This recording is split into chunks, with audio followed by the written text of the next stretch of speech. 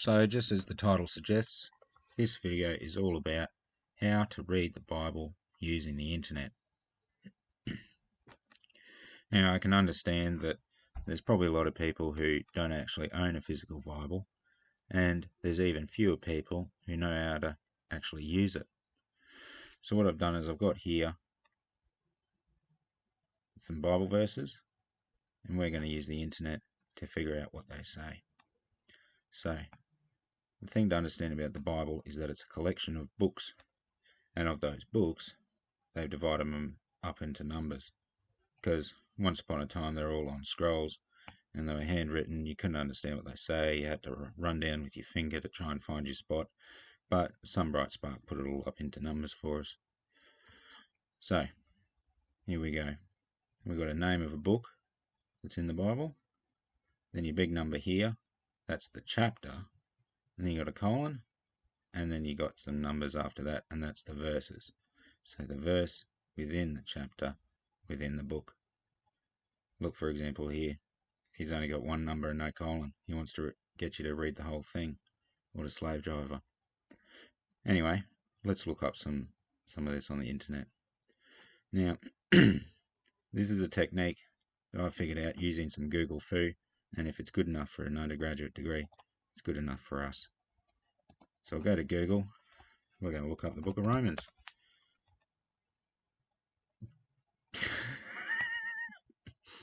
Romans and Romans lawyers next to Greenslope Private Hospital. No, they're closed. That's not going to help. How are we going to find this? Well, let me tell you a secret. Get out of here. Put a number next to it. There we go. Now this website here is one of many. There's a whole bunch of websites that have got the Bible on it, but this one's the good one. There's also some YouTube videos here of people trying to tell you what to think. But we'll ignore that. Now this website here, BibleGateway.com, that's the easiest one. You got some nonsense over here and over here. Ignore that. That's too hard. We just want the words of the text. Now this one's good because you can type them up here, or you can scroll them down here. Look at that. All the books of the Bible. He's got it here as well. You also got a drop down here. You can find your translations. Now, I don't know how many of these are trustworthy, but that's for you to look up yourself. Let's stick with the NIV. That's all we need for now. He's even got it up here. Look at him. There you go. So what have we got? Romans 9.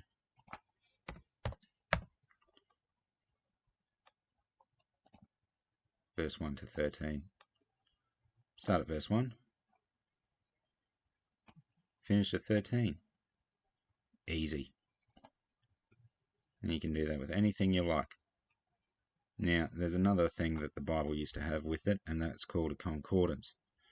And what it was is for when you got a verse in your head, you know it's written in the Bible somewhere, but you can't remember where it is. So you used to have to pull out this humongous book, try and find the phrase in the concordance, look up where it appears in the Bible, go and look at that. That's too hard for us. Let's use this as an example. These words up here are in Hosea, but they're also the same words of Jesus when he was asked which commandment was the greatest. Now look at this cheeky bugger. He hasn't given me a chapter and verse for it. Now, this is an easy example because if you go to an Anglican church every Sunday, you'll know what these words are. But we want to use the internet for it. So, find some key phrases.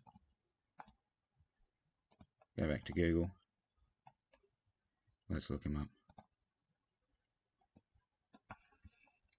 When Jesus was asked.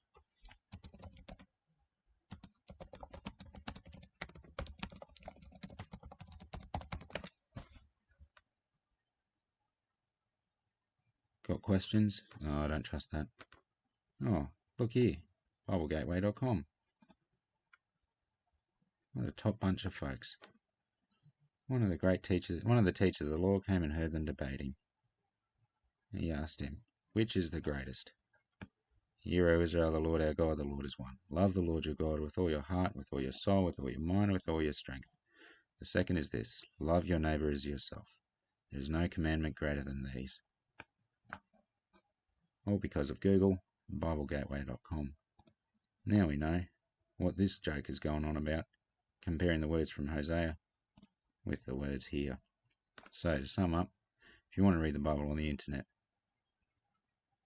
take this word here, plug them into here, maybe not Bing, but it worked for us. Plug them into here, let it take you to this website. You'll never have a problem again. Now, don't want any more excuses. Read your Bible every day.